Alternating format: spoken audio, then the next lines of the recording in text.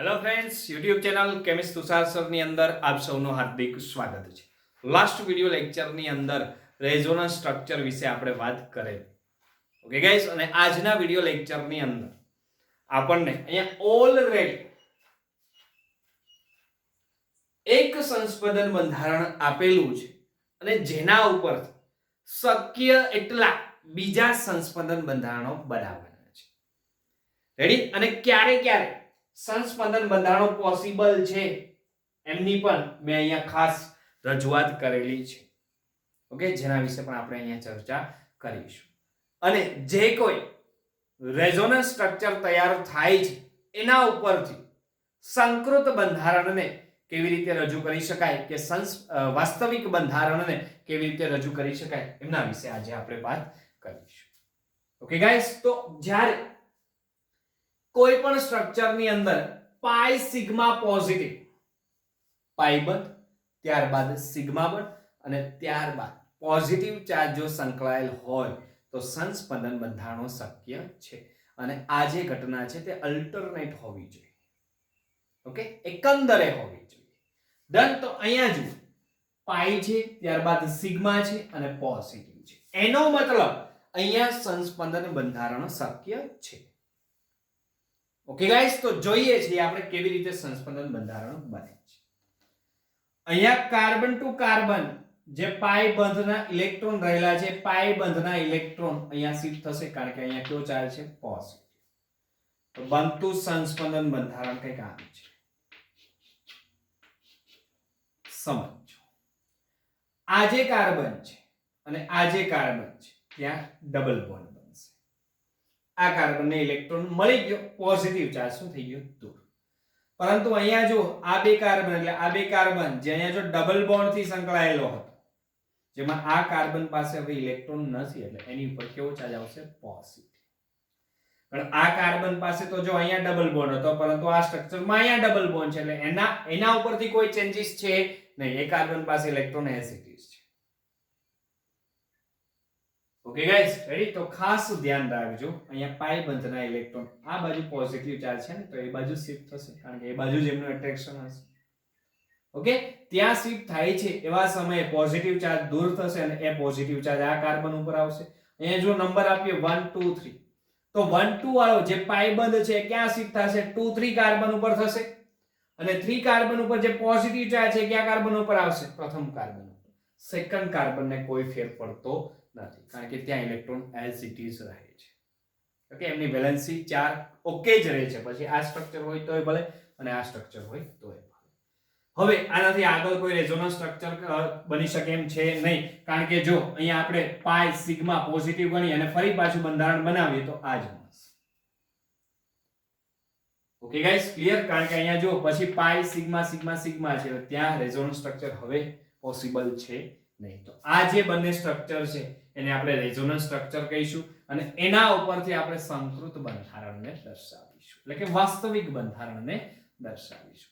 તો વાસ્તવિક બંધારણને કઈ રીતે દર્શાવાય, કેવી રીતે, એમના વિશે પણ આપણે વાત કરીએ. હવે જો પ્રથમ કાર્બન કયો છો, બીજો કાર્બન કયો છો, ત્રીજો કાર્બન કયો છો. ત્રીજા કાર્બન ઉપર અહીંયા પોઝિટિવ ચાર્જ છે અને અહીંયા જો આ જ કાર્બનને આપણે એક નંબર આપીએ તો પ્રથમ કાર્બન ઉપર પોઝિટિવ છે. એનો મતલબ પ્રથમ કાર્બન અને ત્રીજા કાર્બનને પાર્શિયલી શું આપવાનું છે? Positive charge. પ્રથમ બીજા ઉપર એ ડબલ બોન્ડ છે અને આ સ્ટ્રક્ચરની અંદર બીજા ત્રીજા ઉપર ડબલ બોન્ડ છે, તો ત્યાં આપણે પાર્શિયલી બંધ દર્શાવવાનું છે. આ ઓકે ગાઈસ, તો આ જે બંધારણ છે એને આપણે કયું બંધારણ કહીશું? સંકૃત બંધારણ કે વાસ્તવિક બંધારણ. ઓકે ગાઈસ, અને આ બંને જે સ્ટ્રક્ચર છે એને શું કહીશું આપણે? રેઝોનન્સ સ્ટ્રક્ચર કે સંસ્પંદન બંધારણ.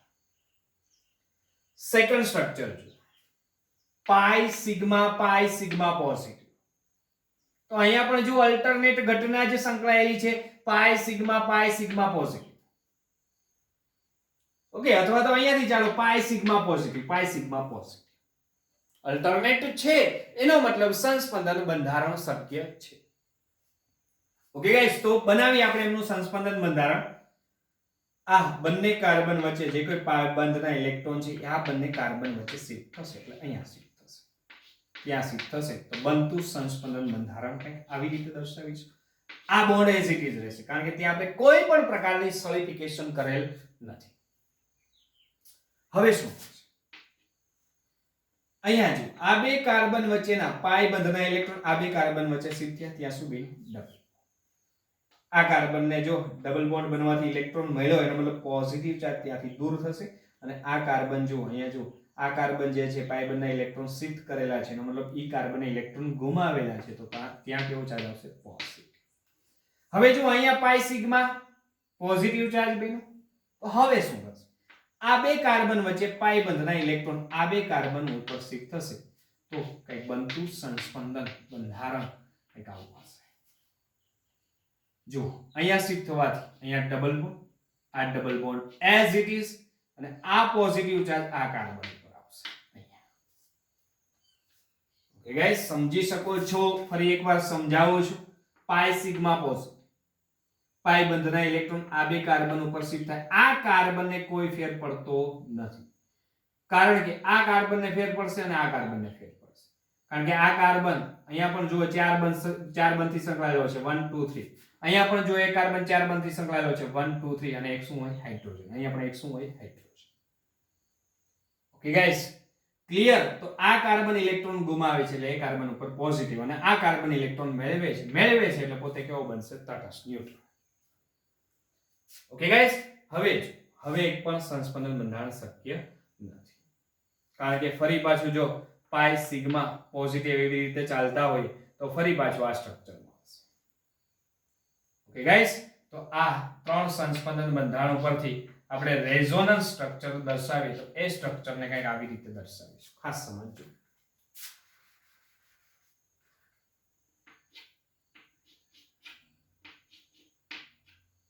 અહીંયા સંકૃત બંધારણ કે વાસ્તવિક બંધારણને રેઝોનન્સ સ્ટ્રક્ચર ઉપરથી કઈ રીતે દર્શાવવું ખાસ ધ્યાન રાખજો. અહીંયા આ કાર્બન ઉપર પોઝિટિવ એ કાર્બન ઉપર પાર્શિયલી આપણે શું દર્શાવીશું પોઝિટિવ. ત્યારબાદ આ કાર્બન ઉપર પોઝિટિવ તો એ કાર્બન ઉપર પણ આપણે પાર્શિયલી શું દર્શાવીશું પોઝિટિવ. ખાસ અહીંયા ધ્યાન રાખજો પાર્શિયલ પોઝિટિવ છે. Okay guys clear. ત્યારબાદ આ કાર્બન ઉપર પણ પાર્શિયલ પોઝિટિવ આ બે કાર્બન વચ્ચે ડબલ બોન્ડ. ત્યારબાદ આ બે કાર્બન વચ્ચે ડબલ બોન્ડ છે અને આ બે કાર્બન વચ્ચે ડબલ બોન્ડ. ટૂંકમાં અહીંયા ડબલ બોન્ડ છે પાર્શિયલી બોન્ડ દર્શાવીશું. ત્યારબાદ અહીંયા ડબલ બોન્ડ છે અહીંયા પણ પાર્શિયલી બોન્ડ દર્શાવીશું. ત્યારબાદ અહીંયા ડબલ બોન્ડ છે તો અહીંયા પણ આપણે પાર્શિયલી બોન્ડ દર્શાવીશું. ત્યારબાદ અહીંયા ડબલ બોન્ડ છે તો ત્યાં પણ આપણે પાર્શિયલી બોન્ડ દર્શાવીશું. એટલે જે આપણું સંકૃત બંધારણ કે અથવા તો કેવું બનશે વાસ્તવિક બંધારણ. તો જ્યારે પાઈ સિગ્મા પોઝિટિવ અલ્ટરનેટ જોવા મળશે એવા સમયે રેઝોનન્સ સ્ટ્રક્ચર શક્ય છે અને રેઝોનન્સ સ્ટ્રક્ચર ઉપરથી કઈ રીતે સંકૃત કે વાસ્તવિક બંધારણ દર્શાવવું એ મેં તમને અહીંયા સમજાવ્યું. હવે જો પાઈ સિગ્મા લોન પેર અથવા તો નેગેટિવ ચાર્જ છે ત્યારે પણ સંસ્પંદન બંધારણો શક્ય છે. જ્યારે પાઈ સિગ્મા લોન પેર અથવા તો નેગેટિવ ચાર્જ અલ્ટરનેટ હોય ત્યારે રેઝોનન્સ સ્ટ્રક્ચર તૈયાર થઈ શકે છે. આ એક રેઝોનન્સ સ્ટ્રક્ચર જ છે. તો અહીંયા એના ઉપરથી બીજા રેઝોનન્સ સ્ટ્રક્ચર કઈ રીતે મેળવવા એમના વિશે વાત કરીએ. અહીંયા જુઓ પાઈ સિગ્મા નેગેટિવ છે ને એનો મતલબ સંસ્પંદન બંધારણ પોસિબલ છે. તો અહીંયા શું થશે ઓક્સિજન પાસે જે નેગેટિવ ચાર્જ છે એ ઇલેક્ટ્રોન જે છે નાઇટ્રોજન ટુ ઓક્સિજન શિફ્ટ થાય તો ડબલ બોન્ડ બનશે. એવા સમયે નાઇટ્રોજન ટુ ઓક્સિજન જે ડબલ બોન્ડ છે એમાં પાઈ બંધના ઇલેક્ટ્રોન કોણ મેળવશે ઓક્સિજન. તો બનતું સંસ્પંદન બંધારણ આવું છે. અહીંયા ઓક્સિજન ઉપર કેવો ચાર્જ આવશે નેગેટિવ. આ ઓક્સિજન ઉપર negative charge as it is અને આ nitrogen to oxygen double bond પોતે ઇલેક્ટ્રોન શિફ્ટ કરે છે એટલે પોતે કેવો બનશે ન્યુટ્રલ તટસ્થ. નેક્સ્ટ શું થઈ શકે તો કે અહીંયા પણ જો nitrogen to oxygen single bond છે. આ ઓક્સિજન ઉપર નેગેટિવ ચાર્જ છે એ ઇલેક્ટ્રોન અહીંયા શિફ્ટ થાય તો અહીંયા નાઇટ્રોજન ટુ ઓક્સિજન ફરી જે શિફ્ટ થયેલા ઇલેક્ટ્રોન છે ફરી પાછો ઓક્સિજન મેળવે તો બનતું સંસ્પંદન બંધારણ આવું છે. નાઇટ્રોજન ટુ ઓક્સિજન નેગેટિવ અહીંયા nitrogen to oxygen double bond અને આ જે ઓક્સિજન છે એની પર નેગેટિવ ચાર્જ કારણ કે ફરી પાછા પોતે ઇલેક્ટ્રોન મેળવે છે. રેડી. તો આવી રીતે ત્રણ રેઝોનન્સ સ્ટ્રક્ચર તૈયાર થઈ શકે એમ છે. હવે જો એના ઉપરથી આપણે વાસ્તવિક બંધારણને રજૂ કરવું હોય તો આ રીતે કરી શકાય. Nitrogen single bond oxygen single ત્યારબાદ ફરી પાછો નાઇટ્રોજન ટુ ઓક્સિજન સિંગલ અને ત્રીજો પણ નાઇટ્રોજન ટુ ઓક્સિજન સિંગલ. અહીંયા જો દરેક ઓક્સિજન ઉપર નેગેટિવ ચાર્જ આવેલ છે. આ ઓક્સિજન અને ઉપર ત્રણેય ઓક્સિજન ઉપર નેગેટિવ ચાર્જ આવે છે. તો પાર્શિયલી શું દર્શાવીશું આપણે? Negative charge. Okay guys, nitrogen to oxygen double bond, partially double bond દર્શાવીશું.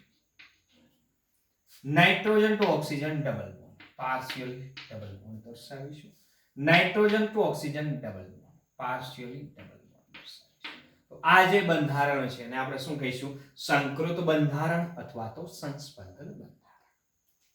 ઓકે ગાઈસ, હવે જ્યારે પાઈ સિગ્મા મુક્ત મૂલક ફ્રી રેડિકલ એકંદરે અલ્ટરનેટ સંકળાયેલા છે તો એવા સમયે પણ રેઝોનન્સ સ્ટ્રક્ચર થઈ શકે છે, બની શકે છે. ઓકે, તો અહીંયા જો જે આપણી પાસે સ્ટ્રક્ચર છે એક રેઝોનન્સ સ્ટ્રક્ચર જ છે.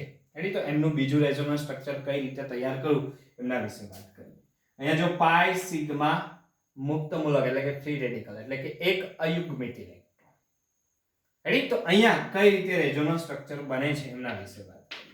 એનો મતલબ આ કાર્બન સાથે જે એક હાઇડ્રોજન હતો એમાં કાર્બન ટુ હાઇડ્રોજન શું થયેલું છે? સમવિભાજન, એટલે બંને સ્પીસીઝ એક એક ઇલેક્ટ્રોન લઈને છૂટી પડેલી છે.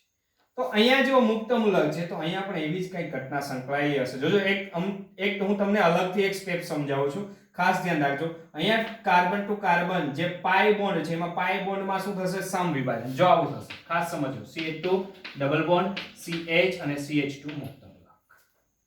તો અહીંયા જો સમવિભાજન થશે એટલે એક ઇલેક્ટ્રોન આ કાર્બન મેળવશે, બીજો ઇલેક્ટ્રોન આ કાર્બન મેળવશે. એવું થવાથી શું બનશે? જો આવું બનશે. CH2 મુક્ત મૂલક, CH એ પણ મુક્ત મૂલક અને CH2 એ પણ મુક્ત મૂલક. હવે શું થશે? તો કે આ કાર્બનનો એક ઇલેક્ટ્રોન આ કાર્બનનો એક ઇલેક્ટ્રોન બંને એક એક ઇલેક્ટ્રોનની ભાગીદારી કરશે અને કયો બંધ બનાવશે? પાઈ. એટલા માટે જે સંસ્પંદન બંધારણ દર્શાવવું છે ને આવી રીતે દર્શાવી શકાય. આ CH2 એઝ ઇટ ઇઝ રહેશે, ત્યારબાદ સિંગલ બોન્ડ CH, ત્યારબાદ એક એક ઇલેક્ટ્રોનની ભાગીદારી કરે છે એટલે કે એક એક ઇલેક્ટ્રોન હોવાથી બંધ બનાવશે જે કયો હશે? પાઈ. Okay guys, clear? એટલે બે રેઝોનન્સ સ્ટ્રક્ચર તૈયાર થઈ શકે, હવે એક પણ થઈ શકે એમ નથી. અને આ બંને ઉપરથી આપણે એમનું સંકૃત બંધારણ દર્શાવવું હોય તો આ રીતે દર્શાવી શકાય. CH2 single bond CH, CH2 single. હવે જુઓ આ જે કાર્બન છે ત્યાં પણ મુક્ત મૂલક છે, આ કાર્બન ઉપર પણ મુક્ત મૂલકની ઘટના છે. તો પ્રથમ છેડો બંને મુક્ત મૂલક વાળો છે તો પાર્શિયલી મુક્ત મૂલક, પાર્શિયલી મુક્ત મૂલક. અને આ બે કાર્બન વચ્ચે ડબલ બોન્ડ છે, પાર્શિયલી ડબલ બોન્ડ. આ બે કાર્બન વચ્ચે ડબલ બોન્ડ છે, partially double bond. Okay guys, તો આ રીતે આપણે રેઝોનન્સ સ્ટ્રક્ચર અને એના ઉપરથી સંકૃત બંધારણને દર્શાવીશું. હવે જો પાઈ સિગ્મા જ્યારે કોઈ સ્ટ્રક્ચરની અંદર પાઈ સિગ્મા પાઈ અલ્ટરનેટ છે તો એવા સમયે પણ રેઝોનન્સ સ્ટ્રક્ચર તૈયાર થઈ શકે છે. Okay guys, clear? તો અહીંયા પણ આપણે જોઈએ રેઝોનન્સ સ્ટ્રક્ચર કઈ રીતે બને છે.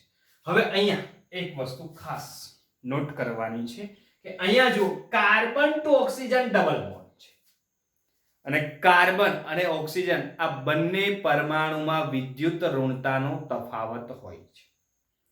એટલે કે ઓક્સિજનની ઇલેક્ટ્રોન આકર્ષવાની વૃત્તિ કાર્બન કરતા વધારે હોય છે. પરિણામ carbon to oxygen pi બંધનો electron કોણ મેળવશે? ઓક્સિજન. પાઈ બંધનો ઇલેક્ટ્રોન અથવા તો પાઈ બંધના બંને ઇલેક્ટ્રોન ઓક્સિજન મેળવે તો બનતું બંધારણ આવું છે. CH2 ડબલ બોન્ડ CH, ત્યારબાદ સિંગલ બોન્ડ CH, ત્યારબાદ સિંગલ બોન્ડ ઓક્સિજન કે જેની પર નેગેટિવ ચાર્જ છે અને કાર્બન ઉપર પોઝિટિવ. કારણ કે અહીંયા જુઓ આ જે એક ઇલેક્ટ્રોન છે કાર્બનનો, આ જે એક ઇલેક્ટ્રોન છે ઓક્સિજનનો છે. કાર્બન પોતાનો એક જ ઇલેક્ટ્રોન ગુમાવે છે, ઓક્સિજનનો તો પોતાની પાસે હોય જ છે.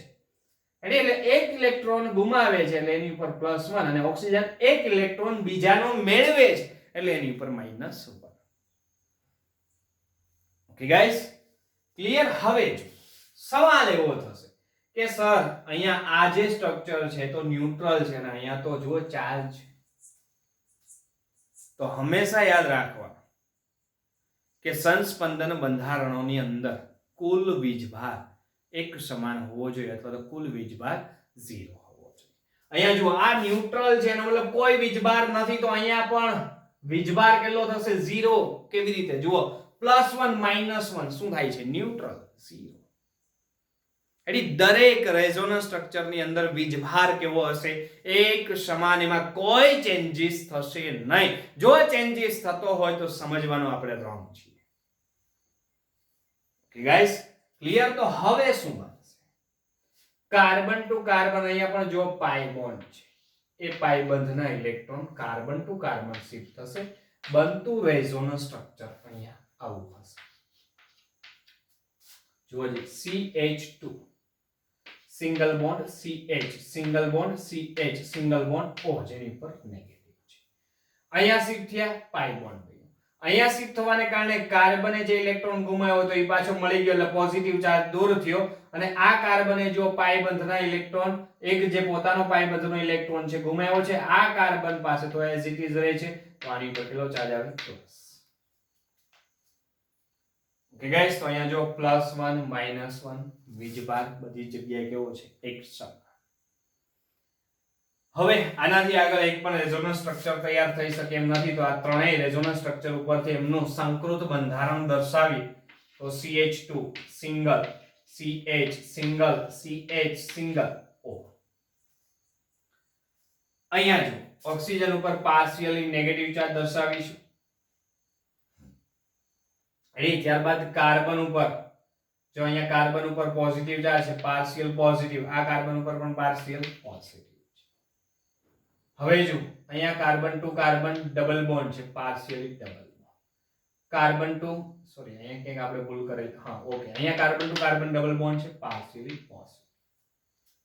અને અહીંયા જો carbon to oxygen double bond છે, partially double. Okay guys clear. તો આ જે બંધારણ છે ને આપણે શું કહીશું સંકૃત બંધારણ. હવે જ્યારે સ્ટ્રક્ચર ની અંદર lone pair sigma positive alternate જોવા મળે છે. સિગ્મા મતલબ સહસંયોજક બંધ છે, સિગ્મા બોન્ડ છે. એકલ બોન્ડ ને આપણે સહસંયોજક બંધ પણ કહીએ છીએ, જેને બીજું સિગ્મા બોન્ડ પણ કહેવાય. ઓકે ગાઈસ, તો જ્યારે lone pair sigma positive alternate સંકળાયેલ છે તો ત્યારે પણ રેઝોનન્સ સ્ટ્રક્ચર તૈયાર થઈ શકે છે. જોઈએ કેવી રીતે. અહીંયા જુઓ લોન પેર અબંધકારક ઇલેક્ટ્રોન યુગ્મ સિગ્મા બોન્ડ એટલે સહસંયોજક બંધ અને પોઝિટિવ અલ્ટરનેટ છે, ક્રમશઃ છે, અલ્ટરનેટ વારાફરતી છે. ઓકે ગાઈસ, એનો મતલબ અહીંયા સંસ્પંદન બંધારણ શક્ય છે. શું થશે નાઇટ્રોજન પાસે લોન પેર છે, આ કાર્બન ઉપર પોઝિટિવ ચાર્જ છે, તો નાઇટ્રોજન પાસે રહેલા લોન પેર અહીંયા શિફ્ટ થશે. ત્યાં શિફ્ટ થવાથી કંઈક આવું બનશે CH3 NH નાઇટ્રોજન ડોનેટ કરે છે, કેવો ચાર્જ આવશે પોઝિટિવ. એક જ ઇલેક્ટ્રોન ડોનેટ કરે છે, જો સમજાવું છું કઈ રીતે. અને અહીંયા જે સિંગલ બોન્ડ હતો ત્યાં ડબલ બનશે, કારણ કે આ જે એક બંધ બનાવ્યો છે એમાં એક તો પોતે જ રાખશે, એક જ ફક્ત ઇલેક્ટ્રોન શું કરશે ડોનેટ. ઓકે, એટલા માટે તેની પર કેવો ચાર્જ આવે પ્લસ. હવે એ કોઈ સ્ટ્રક્ચર પોસિબલ છે નહીં. ઓકે, તો આ બે જે રેઝોનન્સ સ્ટ્રક્ચર છે એના ઉપરથી આપણે સંકૃત બંધારણને દર્શાવીએ. તો અહીંયા CH3 sigma bond NH sigma bond CH2. Okay guys, તો અહીંયા જો કાર્બન ઉપર પાર્શિયલ પોઝિટિવ ચાર્જ, નાઇટ્રોજન ઉપર પોઝિટિવ, કેવો દર્શાવીશું પાર્શિયલ પોઝિટિવ. ઓકે, અને અહીંયા આંશિક શું દર્શાવીશું ડબલ. Okay guys clear. તો આ રીતે આપણે લોન પેર સિગ્મા પોઝિટિવ હોય ત્યારે રેઝોનન્સ સ્ટ્રક્ચરને દર્શાવી શકીએ છીએ. ક્લિયર મિત્રો. ઓકે ગાઈસ, તો આપણે અહીંયા ઘણી બધી પ્રેક્ટિસ કરેલી છે કે સંસ્પંદન બંધારણોને કઈ રીતે દોરવા અને એના ઉપરથી વાસ્તવિક બંધારણોને કઈ રીતે રજૂ કરવા. Okay guys clear. અને તમારી જાતે જે કોઈ અલગ અલગ બીજા પ્રકારના સ્ટ્રક્ચર છે તો એમાં પણ પ્રેક્ટિસ કરતા રહેજો. ન સમજાય તો કમેન્ટ સેક્શનની અંદર કમેન્ટ કરશો. ઓકે ગાઈસ, તો આજના વિડિયો લેક્ચરમાં અહીંયા સુધી રાખીએ. મળીએ છીએ નેક્સ્ટ વિડિયો લેક્ચરની અંદર. Thank you so much. જય હિન્દ, જય ભારત.